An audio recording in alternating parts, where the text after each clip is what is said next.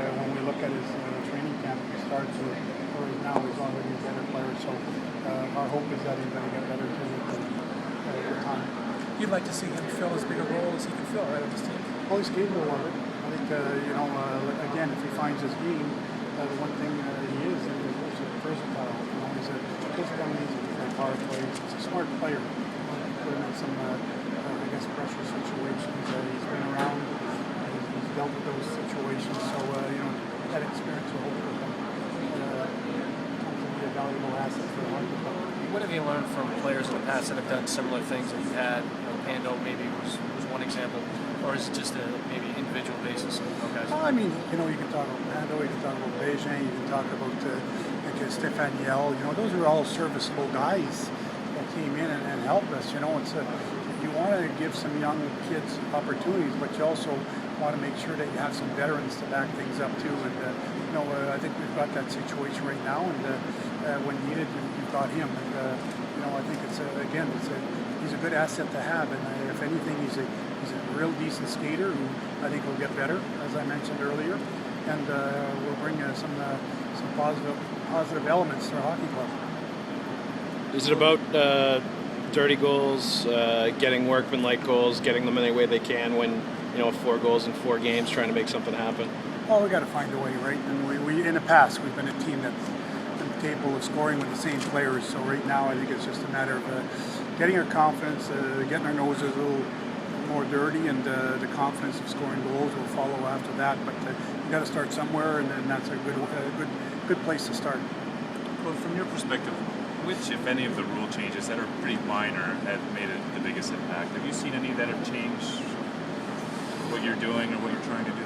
I think that the one thing that maybe is really that made a big impact is those hash mark lines. Separating the players. It certainly gives players a better jump at either forechecking or getting to where they want to go in the end zone. So that to me has made a big difference. The rest, there are rules that just made sense to me, like whether it's tipped, whether it's whatever the case is in the offensive zone, unless you shoot it directly into the mesh. Yourself as an offensive team, the face-off stays inside, and we want to create more offense. That's the way it should be instead of taking it out. And it's fair for both teams because it happens at both ends. So I think those are rules that made sense. Other rules, whether the goaltender is, the behind the net area is a little bigger from the goal line, they're minor tweaks, but those are certainly things that I think have made a big difference. And the D-men have said with the hash marks, it's giving guys forwards an opportunity to get a little more steam ahead of steam going. What do you tell the D-men? How do you counteract that? Well, you got to be ready to move. As soon as the puck has dropped, you got to be ready to react, and that's the bottom line. Look, you're entitled to your ice, so take it. And it doesn't mean that you put your stick out, you hook them, and you interfere with them.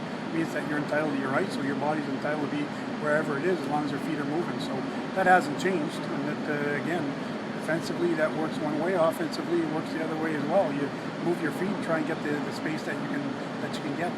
I know right now you have Griff with Ducci Kretsch, but how impressed were you with him during training camp, the early part of training camp when Riley was around, when he was with Trees and Brad? Well, he was good. You see that he's a smart player.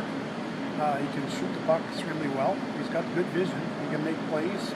So is he young? Yeah, he's only got 1 year under his belt, and even last year he started off being mostly a fourth liner, I think, and worked his way into being a top player. So that's a big jump for him. And I'm not standing here saying he's our savior, but he certainly has done a good enough job that he belongs here right now, and it's up to him to take advantage of it and try and improve as a player and see where it takes him. The season is still young. How much urgency do you want to see from the team tonight? Well, I think Karen, there's always urgency.